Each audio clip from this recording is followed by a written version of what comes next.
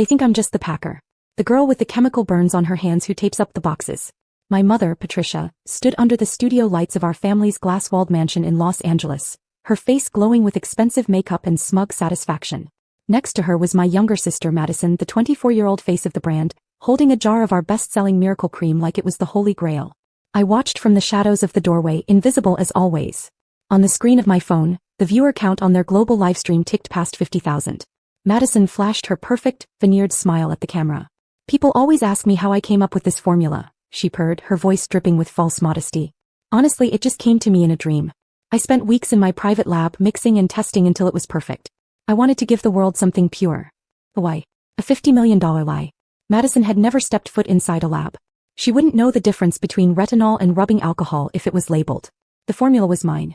Every milligram, every stabilizing agent, every sleepless night spent in the sweltering heat of the converted garage while they slept in air-conditioned luxury upstairs. It was all mine. My brother Tyler, our useless chief financial officer, laughed from off-camera. That's genius, sis. And hey, don't worry about shipping delays, folks. We've got the packing staff working double shifts downstairs. Madison giggled. Oh right. My sister Sarah's down there somewhere. She's not really the creative type like us. She prefers manual labor. Honestly, we just let her pack boxes to keep her busy. It's better for everyone if she stays out of sight. The comments section flooded with laughing emojis. Poor Sarah. The ugly sister. At least she's useful. I stared at the screen. I didn't cry. I didn't storm in and scream. I just felt a cold, sharp click in my chest like a lock snapping shut. They were about to sign a contract selling the company, my company, to a global conglomerate for $50 million. They thought they were selling an empire. They had no idea they were selling a hollow shell. Because in my pocket, folded inside a cheap plastic phone case, was a piece of paper they had forgotten about years ago. A single tax document that proved I wasn't just the packer. I was the owner. Before I tell you how a single piece of tax paperwork destroyed their entire empire in 15 minutes, drop a comment below. Where are you watching from, and have you ever let someone take credit for your hard work just to keep the peace? I want to hear your story. To understand why I stayed in that garage for 5 years, sweating through my clothes while my sister lived like a princess upstairs, you have to understand the pill bottle. It sat on my nightstand from the time I was 14 years old, a bright orange cylinder that felt less like medicine and more like a brand of shame. I remember the day I got it. I had been sick for months, dealing with pain so sharp it doubled me over and irregular cycles that terrified me. Finally, Patricia sighed, checked her watch, and drove me to a free clinic in downtown Los Angeles because she refused to put me on the family's premium health insurance plan. The doctor was kind. He told us it was polycystic ovary syndrome or POS. He explained it was a common hormonal imbalance, easily managed with medication. But that's not what my mother heard. She heard expensive. She heard liability. On the ride home, she didn't comfort me. She didn't tell me I would be okay. She gripped the steering wheel until her knuckles turned white and looked at me with pure, unadulterated disgust. The doctor was being polite because he had to be, she hissed. But I know what this is. Sturdy blood, Sarah. It's a sign of wickedness. Your body is rejecting you because you are fundamentally broken inside. She tossed the prescription for birth control pills onto my lap. You take these to hide your shame. You take these so you don't embarrass this family. But don't you ever think you're normal. You are a burden. I was 14. I believed her. I swallowed those pills every morning along with the belief that I was damaged goods, that I deserved to be hidden away in the dark mixing chemicals because I wasn't fit for the light. That lie was the cage she built around me. But the lock? She forged the lock herself on my 18th birthday. I had just graduated high school. I wanted to go to college for chemistry, but Patricia laughed at the idea. She needed me in the lab.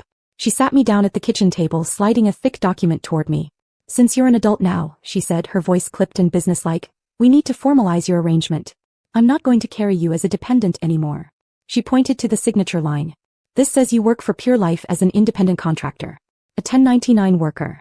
I hesitated. Does this mean I get health insurance? Patricia scoffed as if I had asked for a private jet. Insurance is for employees, Sarah. Employees cost me payroll taxes. Employees get benefits. You're a contractor. I'm not paying thousands of dollars a year to insure someone with your issues. You buy your own medicine with what I pay you. Sign it or get out. I was terrified of the world, terrified of my own body, so I signed. I signed the document that classified me as a freelancer, a separate entity from the company. I signed it because I thought I had no choice. Patricia smiled as she filed the paper away. She thought she was a genius. She thought she had just saved herself $5,000 a year in taxes and insurance premiums. She was so blinded by her own greed that she didn't read the fine print of the United States copyright law. She didn't know that while work created by an employee belongs to the company, work created by an independent contractor, without a specific written assignment of rights, belongs to the creator. She wanted to save a few pennies on insurance. In doing so, she accidentally handed me the ownership of a billion-dollar idea.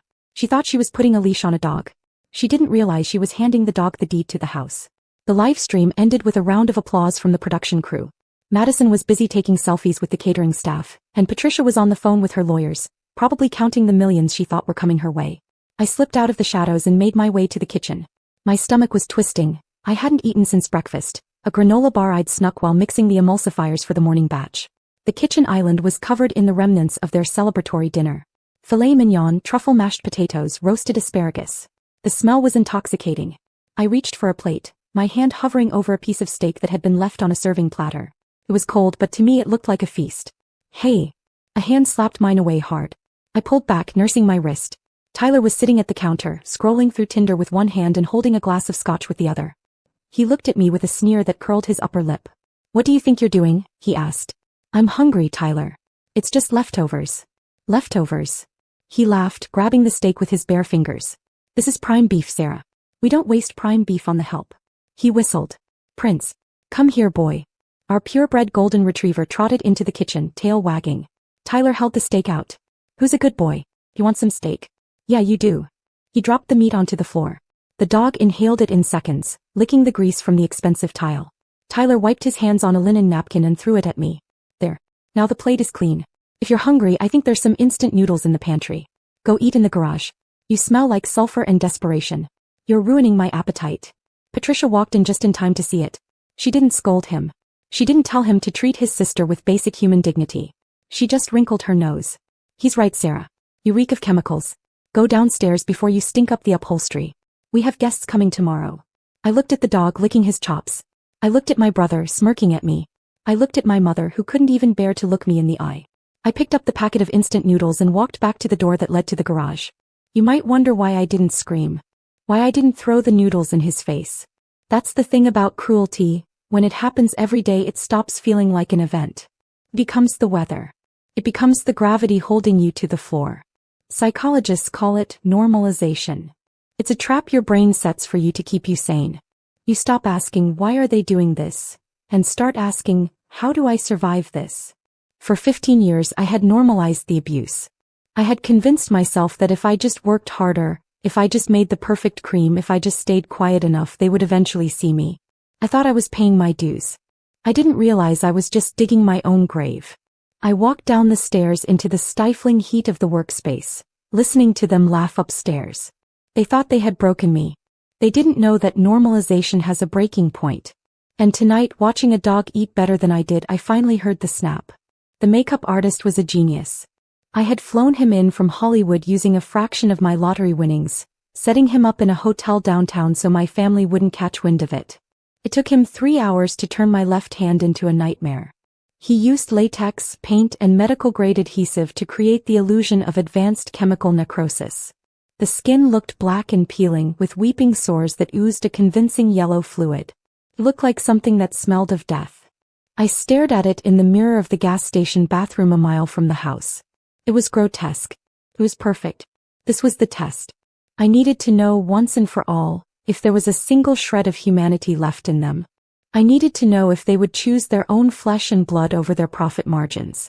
I needed to know if I was a daughter or just a machine part that could be discarded when broken. I drove back to the glass house, my heart hammering a cold rhythm against my ribs. I walked through the front door, clutching my wrist, letting out a moan of genuine-sounding agony. They were in the living room, discussing the final details of the acquisition deal. Patricia was on the phone with her lawyers.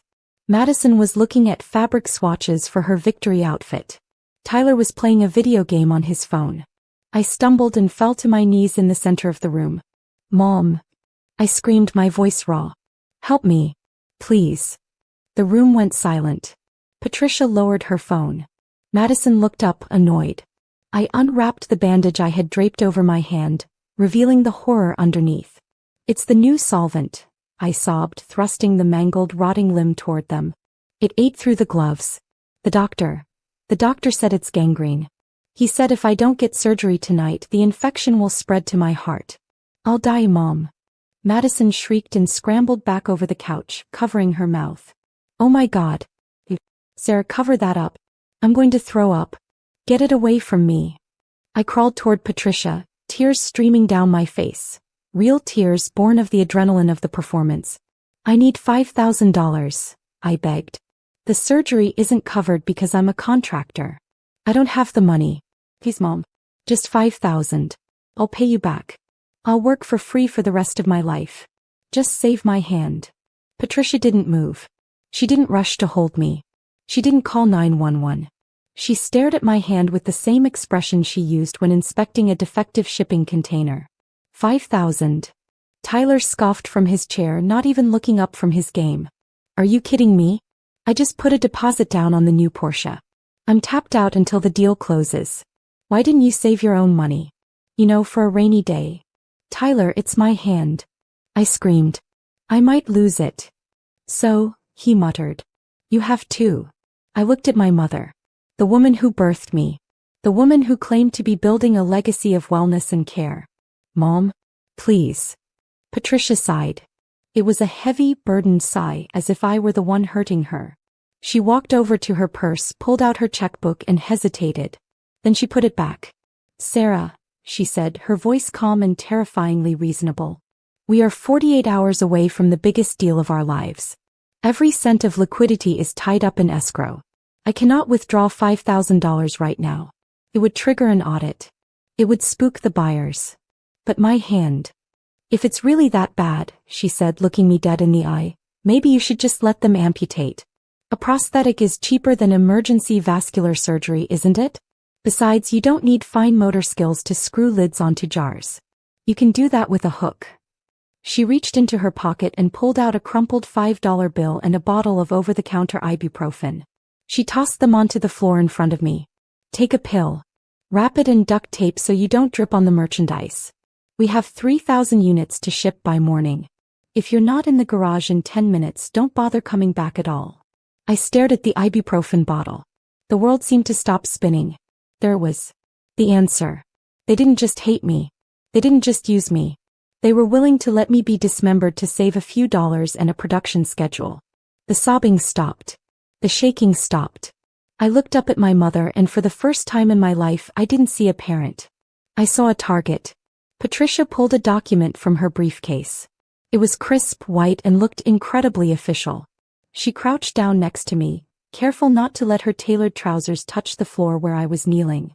This is an intellectual property transfer, she said, her voice soft, like she was talking to a wounded animal she was about to put down. It just says that any work you did in the garage belongs to Pure Life. It's a formality, really. The buyers want a clean chain of title. She slid a fountain pen toward me. Sign this, Sarah. $500. Enough for the year. But you sign first. $500. That was what my work, my pain, my hands were worth to her. I looked at the pen, then the crumpled bill on the floor, and I stopped crying. The shift was instant. I stood up, steady, calm, and for the first time saw my mother clearly. Not powerful, just desperate. Give me the pen. Greed won over suspicion. He handed it to me. I signed without reading. The paper meant nothing. Coercion would shred it in court. I was giving them the rope. Tell the money. She dropped the cash on the table and told me to leave. I walked out without looking back. Once outside, I went to my car and peeled off the fake injury. My hand was fine. Always had been. I called Mr. Washington. They're moving forward with the sale tomorrow. Good. The mortgage is already in default. We'll buy it tonight. Do it. I want the house before morning. The next day, the glass house became a live stream set. Cameras. Smiles. Talk of legacy and empowerment. $50 million on the table. They were waiting for the investor. I walked in. White power suit. Security detail. Mr. Washington behind me. Silence. I sat in the CEO's chair and looked into the camera. Hello. I'm the investor. Panic erupted, but it was too late. Mr. Washington revealed the truth. I owned the formula, the patent, the trademark. As an independent contractor, I had never assigned the rights. I revoke the license, I said calmly. Pure Life is closed. Their empire collapsed in real time. Then came the final blow. I also own the mortgage, I added. You're in default. You have 30 days to vacate. I left as they unraveled behind me. Outside, I dropped my old rubber gloves into the trash. Forgiveness isn't access. Its release. I drove away without looking back. For the first time in my